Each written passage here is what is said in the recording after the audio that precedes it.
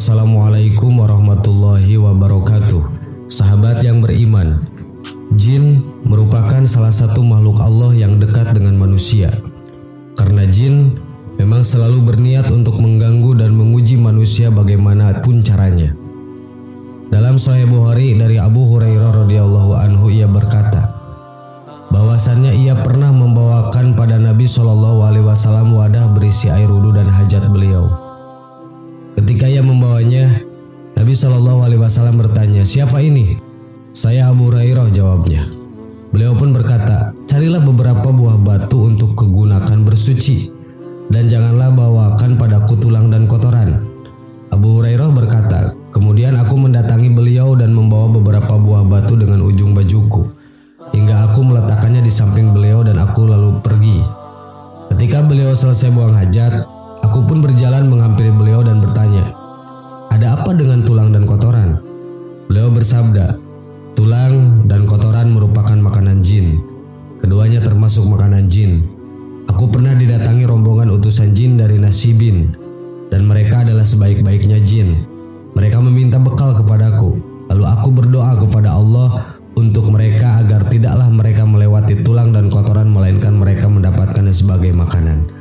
Hadis riwayat Bukhari.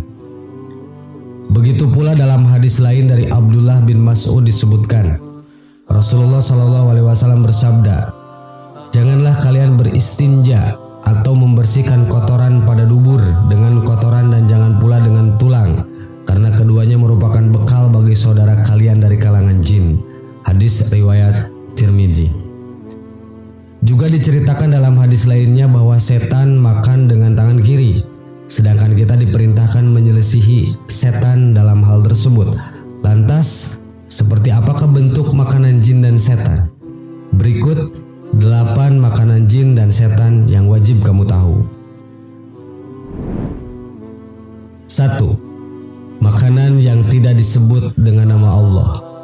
Dari Sa'id bin Jubair yang mendapatkan riwayat ini dari Abdullah bin Abbas, Rasulullah bersabda, "Kepada Allah Ta'ala iblis pernah berkata, 'Tuhanku, semua makhluk telah engkau jelaskan rizkinya.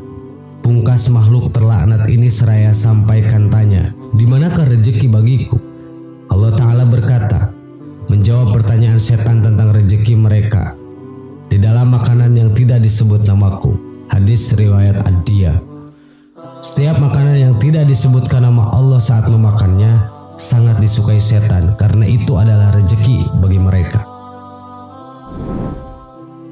2. Kotoran. Ya, hal ini sudah pasti kita ketahui sebagaimana jin atau setan sangat menyukai daerah kamar mandi di rumah kita, karena di sana terdapat makanan favorit jin, yaitu kotoran. Rasulullah pun menganjurkan kita untuk selalu membaca doa terlebih dahulu ketika akan memasuki kamar mandi. 3. Memakan darah. Jin sangat menyukai darah, baik itu darah hewan atau manusia, entah itu darah luka maupun darah haid kaum wanita. Itulah dia mengapa untuk para wanita sebaiknya tidak membuang sembarangan pembalut menstruasinya. Sebaiknya dibersihkan dulu sebelum benar-benar dibuang. 4. Kacang dan jadaf. Suatu hari Umar bin Khattab berkata, ketika itu ia menanyai seseorang yang pernah ditawan oleh bangsa jin, "Apakah makanan mereka?" tanya Umar. Orang itu menjawab, "Kacang, dan apa yang tidak disebutkan nama Allah Ta'ala saat memakannya." "Apa minumnya?" tanya Umar kembali. "Jadab," jawab orang tersebut. Jadab ditafsirkan sebagai tumbuhan di Yaman yang tidak perlu membutuhkan air untuk memakannya, atau makanan yang biasa dimakan oleh unta dan tidak butuh air setelah memakannya, atau minuman yang tidak membuat peminumnya tersedak. 5. Tulang. Tulang adalah salah satu makanan jin. Tidak hanya anjing dan kucing yang menyukai tulang, namun jin juga sangat menyukai tulang. Jadi sebaiknya jika Anda telah menyantap daging atau ikan, sebaiknya tulang langsung dibuang di tempat sampah. Jangan simpan tulangnya di dalam rumah karena dapat mengundang jin untuk ikut bersantap bersama. Tulang dan kotoran merupakan makanan jin.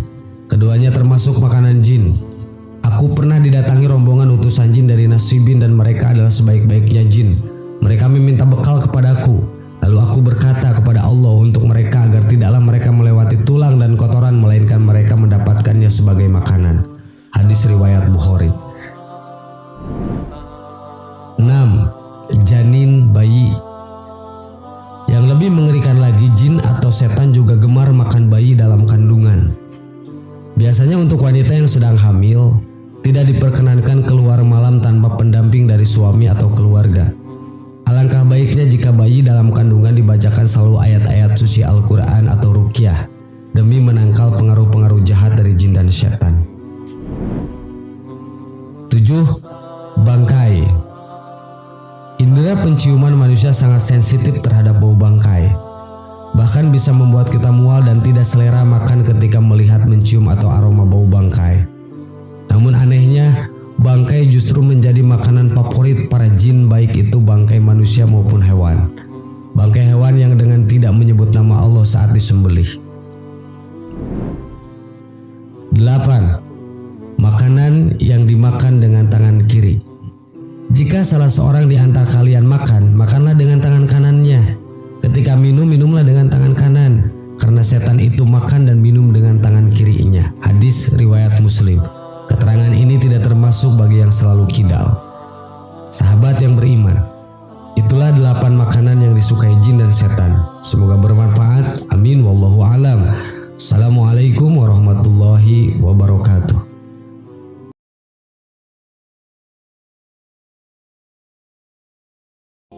Bismillahirrahmanirrahim. Assalamualaikum warahmatullahi wabarakatuh. Sahabat yang beriman, setan adalah musuh nyata manusia yang akan selalu menggoda kepada jalan yang sesat. Mereka akan melakukan berbagai cara agar keturunan Nabi Adam alaihissalam bersamanya ke neraka pada hari kiamat kelak. Setiap saat setan melakukan siasat jitu untuk menggoda manusia. Waktunya dihabiskan untuk membuat manusia melupakan Allah Subhanahu wa Ta'ala. Namun ada waktu di mana setan berhenti menggoda manusia, bahkan lari tidak berdaya, yakni saat muazin mengumandangkan azan.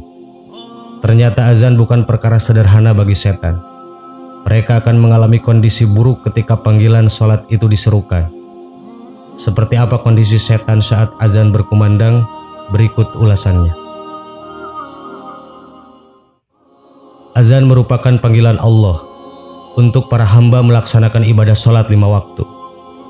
Ini adalah panggilan umum yang akan Allah perdengarkan kepada siapa yang Dia kehendaki dari makhluknya, termasuk dari golongan setan. Saat azan dikumandangkan, setan melarikan diri bahkan sampai terkentut-kentut untuk menghindari diri dari mendengarkan azan. Mereka begitu takut mendengar seruan tersebut. Apabila panggilan sholat atau azan dikumandangkan, maka setan akan lari sambil kentut hingga dia tidak mendengarkan azan lagi. Hadis riwayat Bukhari dan Muslim. Apabila panggilan sholat dikumandangkan, maka setan akan lari terbirit-birit sambil terkentut-kentut hingga tak lagi mendengar suara azan tersebut. Hadis riwayat Darimi. Syekh Majdi Abdul Wahab Al-Ahmad dalam Syarah Husnul Muslim mengatakan, setan menganggap bahwa azan merupakan sesuatu yang begitu besar dan sangat menakutkan. Ketakutan dan ketegangan yang dialami menyebabkan persendian menjadi kendur, sehingga tidak bisa menguasai dirinya. Saluran seni dan kotoran menjadi terbuka, hingga bisa mengompol atau terkentut. Lalu mengapa setan begitu ketakutan ketika mendengar azan? Pasalnya seruan azan berisi kalimat tauhid dan syiar-syiar Islam. Azan adalah suara keras yang berisi zikrullah azza wa jalla, dan hal itu menyakitkan bagi setan. Ketika itu mereka putus asa sehingga lari dan menjauh dari manusia. Ketika mendengar seruan kebaikan ini, setan dibebani kewajiban untuk meyakini dan menjalankan kandungan seruan kebaikan tersebut. Alasan lain yang membuat setan lari terbirit-birit adalah mereka tidak mau menjadi saksi atas muazin yang mengumandangkan azan. Nabi Muhammad SAW dalam sabdanya mengatakan bahwa semua benda baik kering maupun basah nantinya akan menjadi saksi bagi muazin yang mendapat keutamaan pada hari kiamat.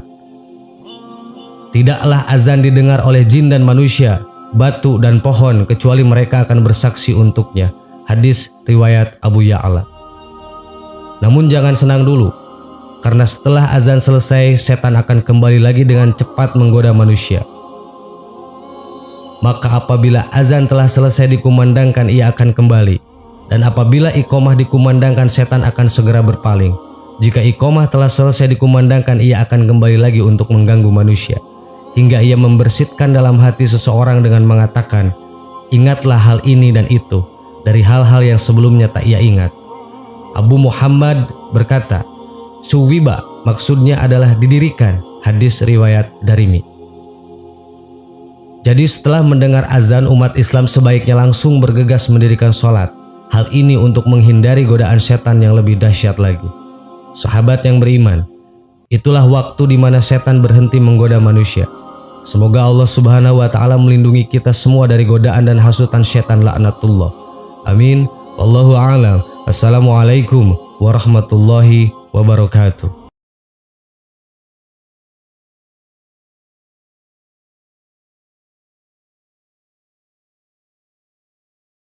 Subhanallah walhamdulillah wa la ilaha illallah wallahu akbar. Subhanallah